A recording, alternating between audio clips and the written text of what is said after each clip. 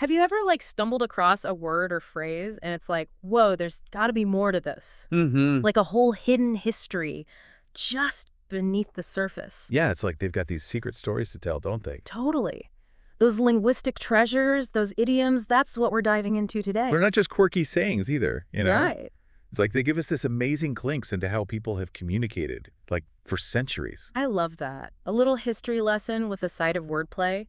And you have brought us some real gems to decode today. I can't wait to dive in. Caught red-handed, serendipity, on the ball, and conjure up. Ooh, those are good. Each one is just begging for a deep dive. Let's do it. Okay, so imagine this. It's a classic whodunit scene. Dramatic music, shadowy manner. And there they are, standing over the stolen jewels looking very guilty. Oh, busted. Exactly.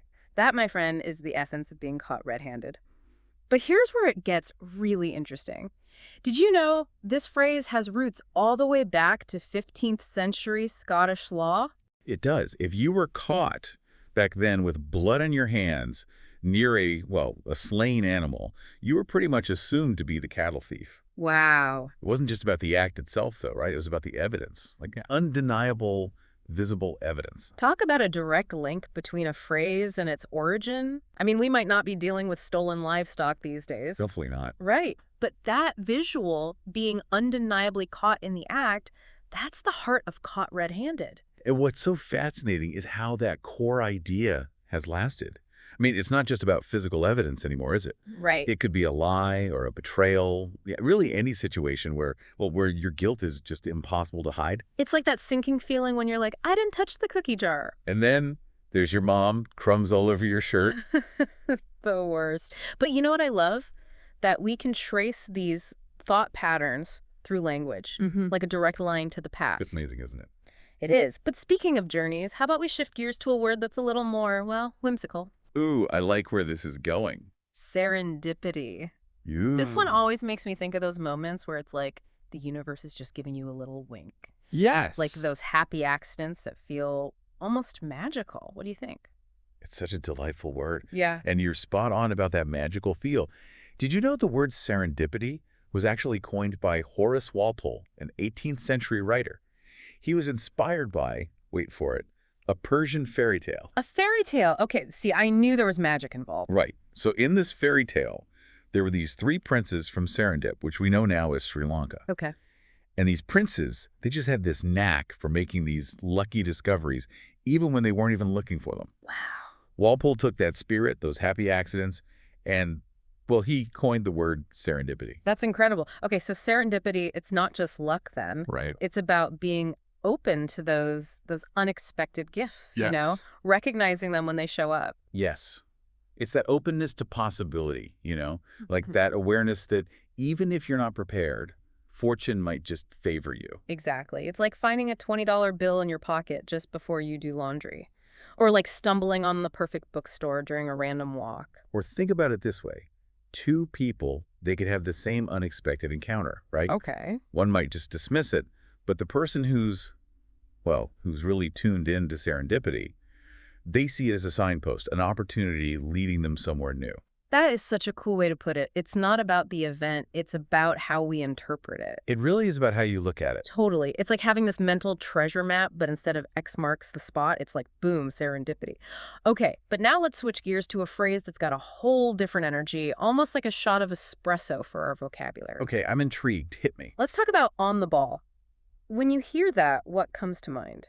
Because I don't know about you, but I'm picturing athletes, quick reflexes, like that laser focus, You're just in the zone. It's definitely got that alertness, that preparedness vibe. And you're right, it does make you think of sports. Like, picture a tennis player waiting for a serve. Intense. Right. They have to anticipate the opponent's move, react instantly, and be ready for anything. That's being on the ball. So it's more than just being quick on your feet, though, wouldn't you say? Absolutely. You don't have to be a star athlete to embody this phrase. Not at all. It's really about mental agility, about staying ahead of the game no matter what you're doing. The person who's always prepared, anticipates challenges, has solutions, even before anyone else realizes there's a problem. Whoa, okay, so now I'm seeing this link between, like, on the ball and caught red-handed. Oh, how so? Well, they both deal with preparedness, just in totally opposite ways. Yeah, I see what you're saying. Like being caught red-handed means you were caught off guard, but on the ball means you're always one step ahead. It's a great observation. Two sides of the same coin. One is about the consequences of not being ready. The other is all about the benefits of being present and proactive. I like that. So someone who's on the ball is like that colleague who always has the answer in meetings, or that friend who never forgets a birthday. Exactly. They make it look effortless because, well, they've put in the work, the preparation, they've thought it through, they have a plan, even if it's just in their head. Like a mental outline for any situation.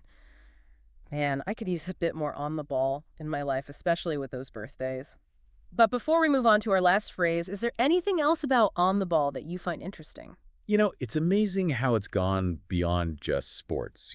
It's true. It applies to so much. It speaks to this level of, like, competence and awareness that everyone values in any part of life. It's true. It's a good reminder that being present, engaged, whatever you're doing, can really make all the difference. But okay, let's shift gears again. We've gone from the fast-paced on the ball to something, well, a little more mysterious. Okay. Ready to dive into the magic of conjure up. There's something about conjure up, it's kind of otherworldly, don't you think? Yeah. Like snapping your fingers, poof, something appears. It's got that mystique for sure. And that word conjure, like it's straight from a magic show. It really is. It actually comes from the Latin word for to swear together. Yeah. So that connection to spells and magic, it goes way back. Whoa, serious word sorcery. But obviously we're not summoning spirits every time we use it. Right. So how'd we go from magic spells to everyday talk? Even without the, actual magic, it's still about that creation. Bringing something to life, even if it's only in your mind. Conjure up is like evoking a memory, a feeling, a sense that just feels totally real. It's like when you smell something and suddenly childhood memories, bam. Like the smell of your grandma's cookies. Amazing how one sense can unlock all that. Totally. One of the sources we looked at used that exact example. Really? Yeah. It shows how powerful conjure up can be. It's not just remembering. It's almost like reliving it just for a second. Yeah. Like a sensory time machine. You're not just thinking about cookies. You can practically taste them. You feel the warmth of your grandma's kitchen, hear her laugh. That's what makes it so powerful for communication.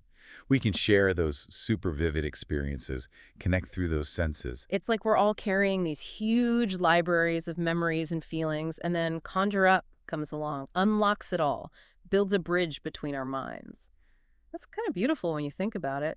But before we get too lost in the wonder, how about an example? Bring it back down to earth a bit. Sure, how about this? The old photograph conjured up a bittersweet mix of joy and longing for a time long past. Ooh, that's good. That gets at how conjure up goes way beyond just remembering. It's a whole bunch of emotions and senses all at once. Exactly. And it shows how language, it's not just about information, right?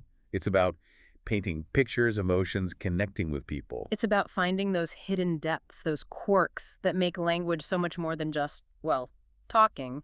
It's an art form, it's history, it's endlessly fascinating. Couldn't have put it better myself.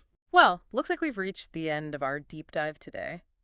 But the exploration, that never really ends, does it? It really doesn't. Always a new word to discover, some hidden meaning to uncover. It's an adventure. It totally is. And for everyone listening, don't just accept words as they are. Dig deeper, question them, explore them. You never know what you might find. Great advice. So until next time, keep those dictionaries handy and those ears open. You never know when you'll stumble across another linguistic gem that makes English so captivating.